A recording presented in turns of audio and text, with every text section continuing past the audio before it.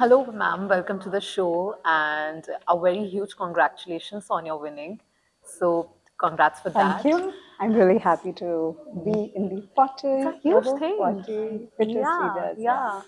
And I think we would like to know more about your journey and your take on, the well-being and the fitness. So, would you like to introduce yourself to the audience? Absolutely. I'm Ruchi Mago.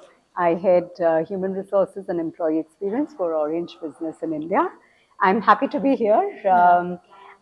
To talk more about myself, fitness has always been very close to me.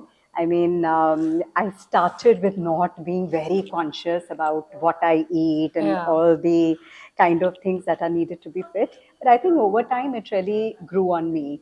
And I tried all possible diet plans from intermittent to keto to leaving gluten to dairy free and all that stuff. But what I realized that I was, yes, reducing weight, but then it was coming back as well. Right. So it wasn't consistent.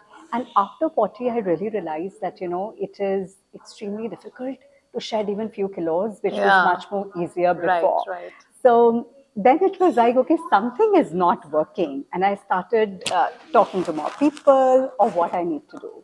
What I really realized was that for me, always, fitness was like doing intense workout and strict diet plans and having results quickly. But then I realized that, intensity brings in the spark, Right. but it is the consistency that builds the stamina. And That's I amazing. started focusing more on consistency for that matter. Yeah. I really realized that it needs to be something simple Yeah. and easy to be sustainable.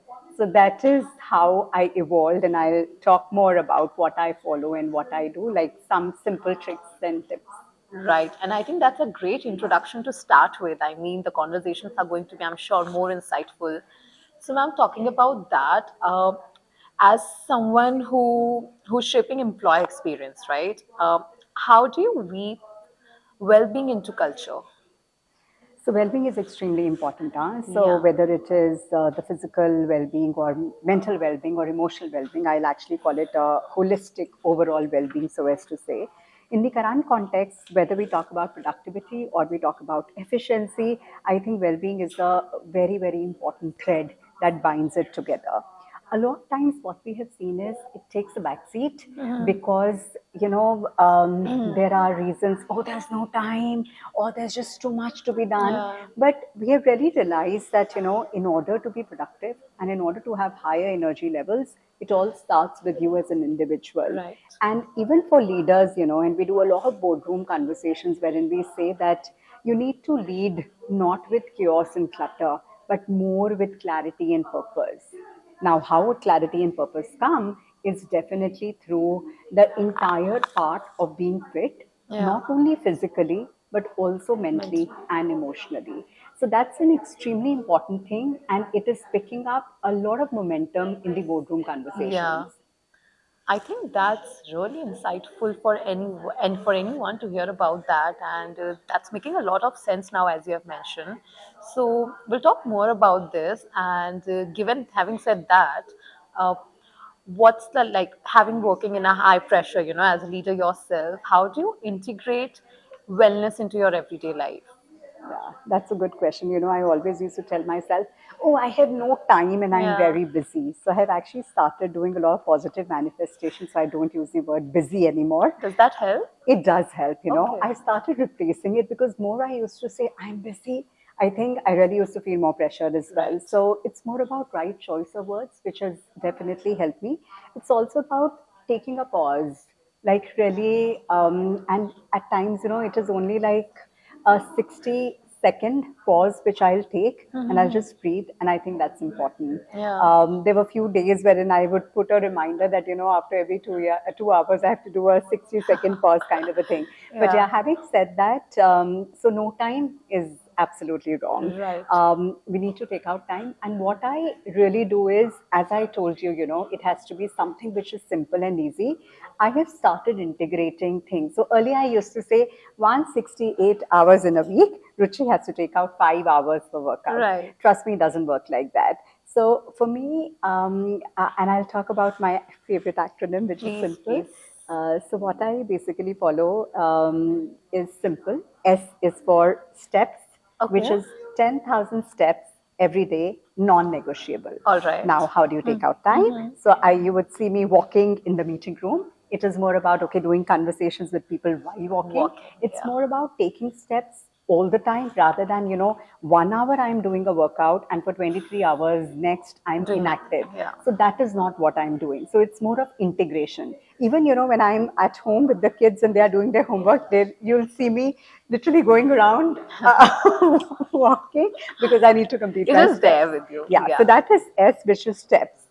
I is more about, being intentional of what you eat. Yeah. So small portion size and calorie count is really, really helping me. And I was telling you, I used to do a lot of diet plans and not eating anything and leading to more Yeah. cravings. Yeah. So that has gone. I eat everything possible, but yes, portion size is less Right. and calorie count is there. Right. So I make intentional choice of eating healthy. So that's my I. My M is more about a mindset change, which is move away from a short term gain to a more of a long term shift that I want to bring in. And that is what I have, I think, learned with age as well. Yeah. So it's more about the long term part, and that's the mindset shift that I have brought in.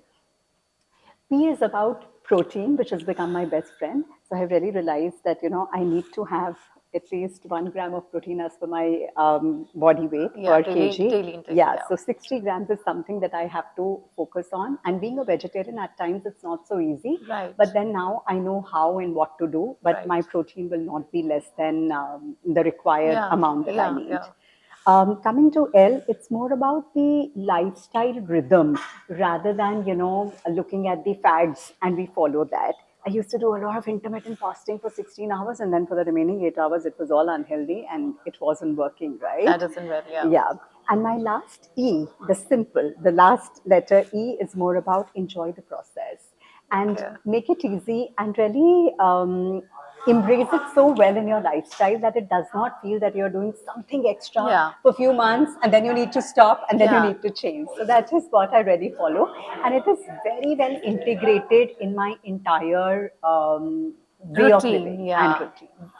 I mean, that's really fun and, insightful at the same time. Like you just mentioned the entire acronym of simple, I think, which no one would have thought about it. So that's great. And I'm sure if I can even inculcate 1% of the entire simple, uh, my life would be sorted. But let's see how it goes.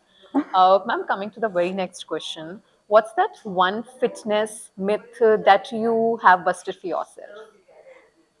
Doing all or doing nothing. So, as I said, earlier for me, it was fitness is all about high intensity and, a Yeah. lot of burnout that I need Yeah, to yeah. do or do very, very strict diets or do nothing. So, Mm-hmm. I think that's a big shift which has come in, which is more about do little things, but do it every day, make it a routine, make it a part of your lifestyle, and then embrace it really well. Right. So that is definitely one thing which I have progressed from my earlier age to now Baby pretty well. steps. Yeah. Yeah, so that is great. That is amazing. That brings us to our very next question, ma'am. That was there any turning point in your life which made you realize the importance of fitness, well-being, and health? Um, Turning point, more from a perspective that, maybe a few years back, it was for me, fitness was more about a number, either a number on the weighing scale Yeah. or a number on the measuring tape in terms of inches. And I was very, very number centric. And then I realized that fitness is much more than Yeah. number and Yeah. it is much more than losing weight. Right. It is actually more about gaining the muscle mass. It is more about building the stamina and it is more about overall well-being, which is extremely important. So that Correct. shift has actually happened after 40 is what I will acknowledge here. I think that's again a great learning for people. I assume that they would learn from this what exactly does work out for them and what not. Now moving to our very next question. What's that one lifestyle change that you have inculcated and has brought a significant change in your energy and in your what you say focus? So for me, it is what gets measured gets done. I used to say that a lot in my HR Yeah, work as well, right. but I really follow that. So I measure the calorie intake, I measure the calorie that I burn, I measure the number of steps, I measure the nutrients, i.e., how much protein and how much fiber and fats and carbs and all.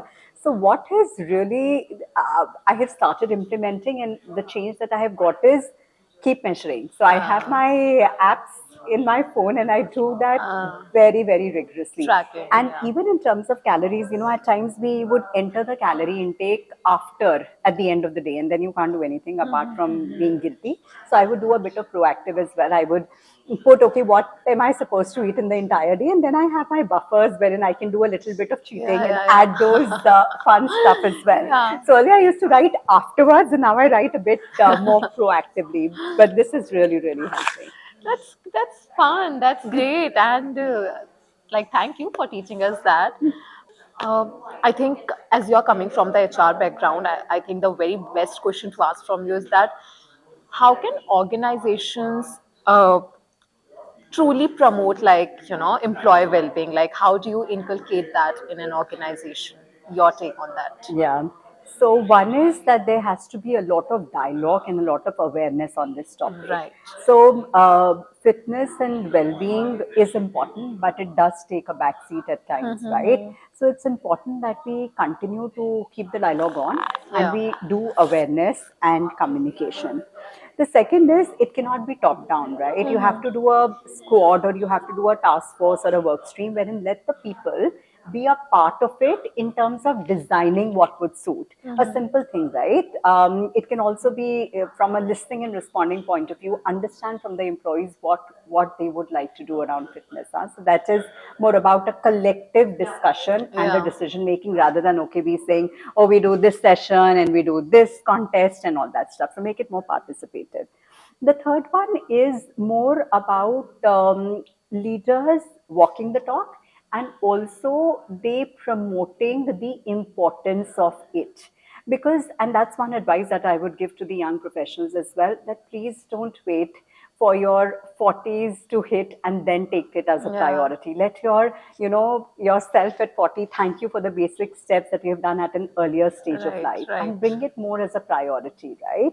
So let leaders walk the talk and promote is another one. Last but not the least, it cannot be, oh, this is a month and we do something, or this is a one time tick in the box activity. No, it needs to be in the overall DNA of the plan that is being created for employee experience or employee engagement. Have variety of things to be done. It can be from some sessions to contests to, I mean, we even do internal Olympics and all that stuff. So we focus a lot on the tournaments that we run as well.